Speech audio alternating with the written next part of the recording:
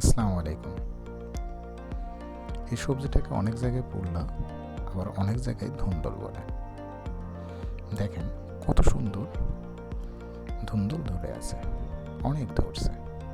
আর ধুন্দলগুলো কতটা সতেজ।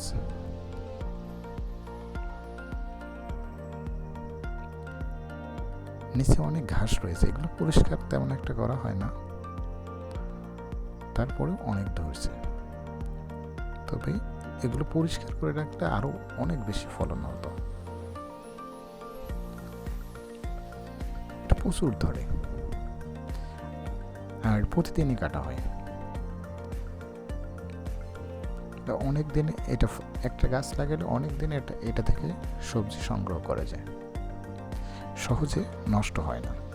অন্যান্য গাছ যেমন দেখা যাচ্ছে যে দ্রুত নষ্ট হয়ে যায়, ধুন্দলের গাছ অনেক দিন টিকে থাকে এবং অনেক দিন এটা থেকে সবজি খাওয়া যায়।